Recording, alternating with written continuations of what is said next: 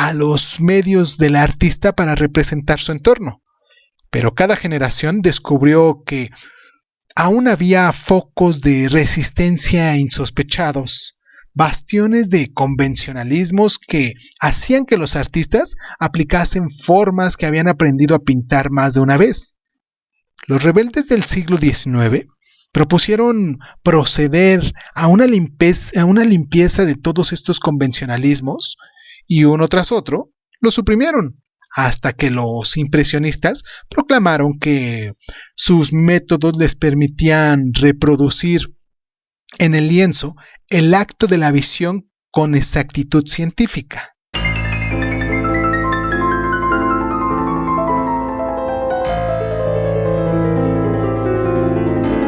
Los cuadros obtenidos de acuerdo con esta teoría fueron obras de arte muy sugestivas, lo que no obsta para que observemos que la idea en que se basaron solo era una verdad a medias. Hemos llegado a darnos cuenta cada vez más, desde aquellos días, de que nunca podemos separar limpiamente lo que vemos de lo que sabemos. Una persona que naciera ciega y que de pronto pudiera ver, necesitaría aprender a hacerlo. Con disciplina y autoobservación, todos podemos descubrir por nosotros mismos lo que llamamos visión, que está teñido y modelado indefectiblemente por nuestro conocimiento, o en este caso, la creencia de lo que vemos. Esto se pone más en evidencia cuando ambos datos se contradicen, y a veces ocurre que nos equivocamos en nuestra visión. Por ejemplo, podemos ver un pequeño objeto que está muy cerca de nuestros ojos, como una montaña recortada en el horizonte, o un papel en el aire como un pájaro. Una vez sabemos que nos hemos equivocado, ya no podemos ver las cosas igual que antes. Si tenemos que pintar estos objetos, emplearemos diferentes formas y colores para representarlos antes y después de nuestro descubrimiento. En efecto, tan pronto como cogemos un lápiz y nos ponemos a dibujar, la misma idea de abandonarnos a lo que se denomina nuestras impresiones sensibles se convierte en un absurdo. Si miramos por la ventana, podemos ver lo que se nos ofrecen de 1000 modos distintos. ¿Cuál de ellos corresponde a nuestra impresión sensible? Pero tenemos que escoger. Tenemos que empezar por alguna parte. Tenemos que plasmar una imagen de la casa situada al otro lado del camino y de los árboles de enfrente.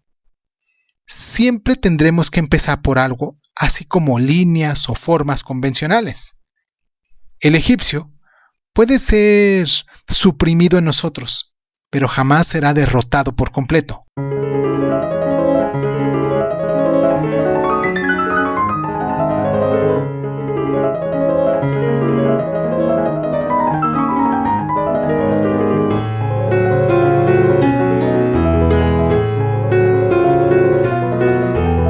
Esta, a mi entender, es la dificultad que sintió la generación que siguió y superó a los impresionistas, y que, como última consecuencia, llevó a sus integrantes a rechazar la tradición occidental.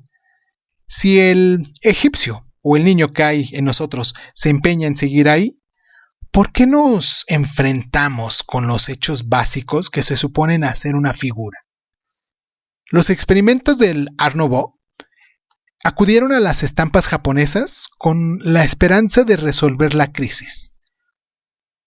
Pero, ¿por qué recurrir tan a posteriores y refinados productos? ¿No sería mejor empezar con el principio y redescubrir el arte de los verdaderos primitivos, los fetiches de los caníbales y las máscaras de las tribus salvajes? Durante la revolución artística que alcanzó su apogeo antes de la Primera Guerra Mundial, el entusiasmo y la admiración por la escultura negra cundieron entre los jóvenes artistas de las más dispares tendencias. Estos objetos se podían comprar en cualquier anticuario por poco dinero, y algunas máscaras tribales africanas llegaron a suplantar las reproducciones del Apolo de Belvedere. Vayamos a recordar nuestra ilustración 64, que había adornado los estudios de los artistas académicos. Al contemplar alguna de las obras maestras de la escultura africana, veamos nuestra ilustración 366, se comprende que pudiera cultivar a una generación que ansiaba evadirse del callejón sin salida del arte occidental.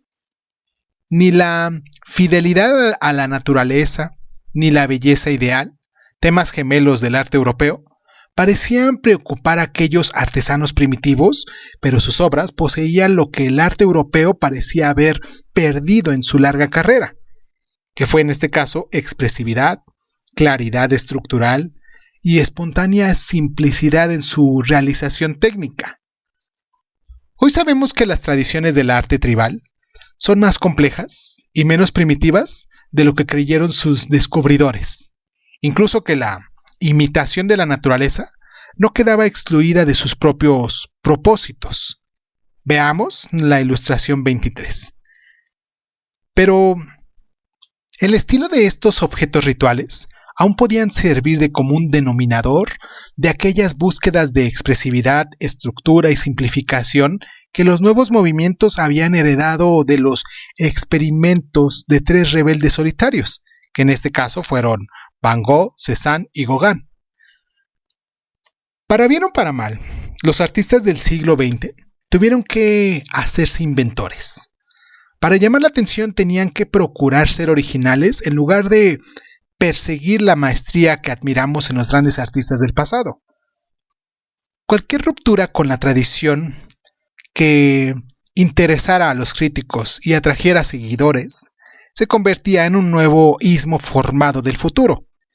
Este futuro no siempre era muy duradero, y sin embargo la historia del arte del siglo XX debe tomar nota de esta inquietante experimentación, porque muchos de los artistas con más talento de esta época se sumaron a estos esfuerzos.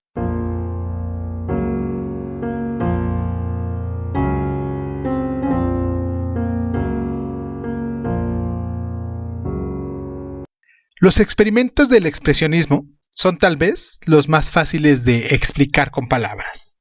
El término expresionismo acaso no sea muy acertado, pues es sabido que todos nos expresamos mediante aquello que hacemos o dejamos de hacer, pero se convirtió en un epígrafe adecuado por su contraposición fácil de recordar con el impresionismo y porque como marbete resulta muy útil.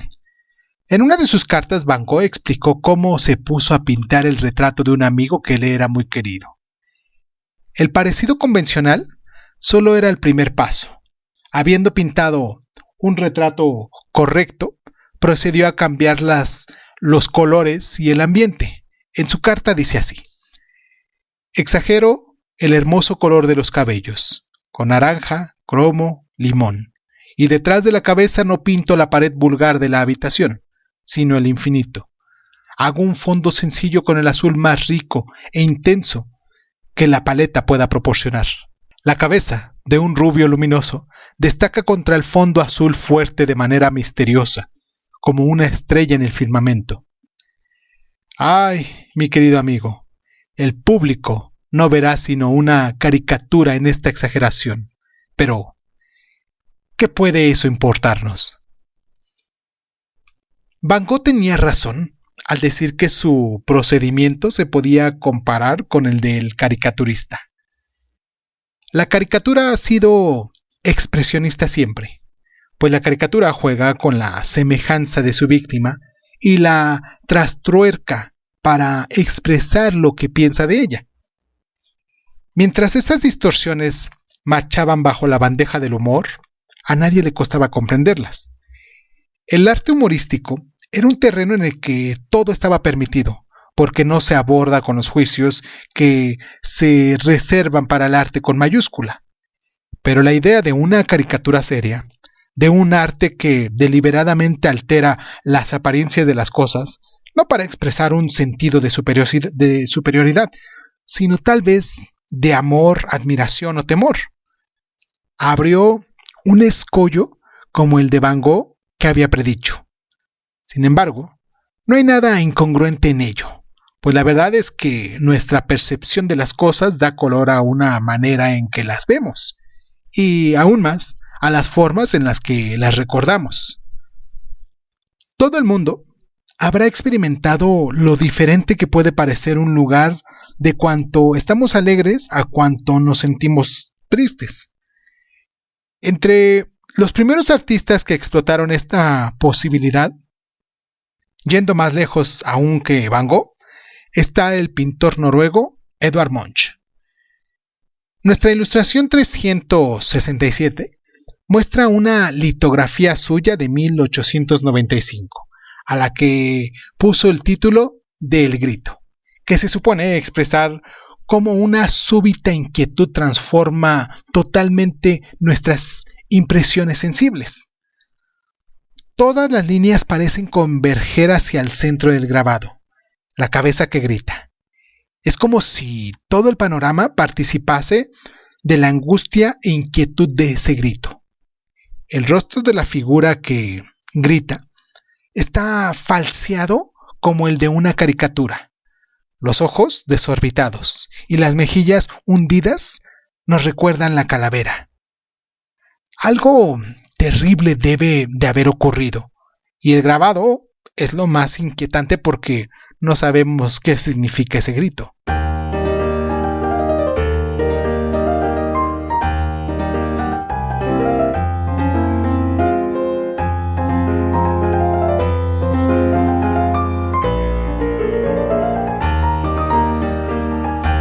Lo que irritó al público del arte expresionista no fue tal vez el hecho de que la naturaleza hubiera sido trastocada como que el resultado prescindiera de la belleza, que el caricaturista subrayara la fealdad de un hombre que se daba por admitido y era broma. Pero, ¿qué hombres que decían ser artistas serios olvidaran que si tenían que alterar la apariencia de las cosas, deberían idealizarlas más que afearlas? Se tuvo esto como una grave ofensa. Pero Munch podría replicar que un grito de angustia no es bello y que sería insincero no mirar más que el lado agradable de la vida. Los expresionistas sintieron tan intensamente el sufrimiento humano, la pobreza, la violencia y la pasión, que se inclinaron a creer que la insistencia en la armonía y la belleza en el arte solo podía nacer de una renuncia del ser honrado. El arte de los maestros clásicos, de un Rafael o un Corregillo, les parecía insincero e hipócrita. Ellos querían afrontar los hechos desnudos de nuestra existencia y expresar su compasión por los desheredados y los contrahechos. Casi se convirtió entre ellos en punto de honra, rechazando cuanto oliese una distinción y galanura, sacando al burgués de sus casillas en cuanto a su satisfacción real o imaginaria.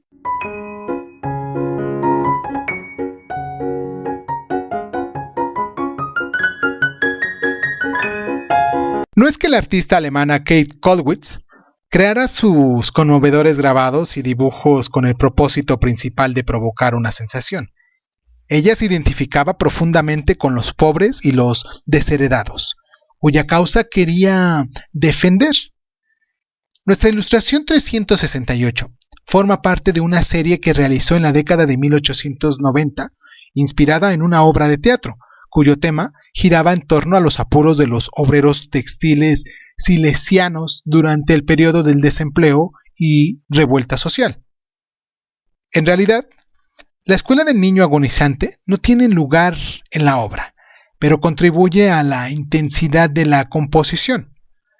Cuando la serie fue propuesta para la concesión de una medalla de oro, el ministro responsable aconsejó al emperador que no aceptara la recompensa en vista del tema de la obra y la ejecución natural carente por completo de elementos mitigadores o conciliadores. Esa era precisamente la intención de Kate Kollwitz. A diferencia de Miller, veamos nuestra ilustración 331, que lo que quería era hacernos sentir en sus espigadoras era la dignidad del trabajo. Ella no veía más salida que la revolución. No es de extrañar que el arte inspirara a muchos artistas y propagandistas del este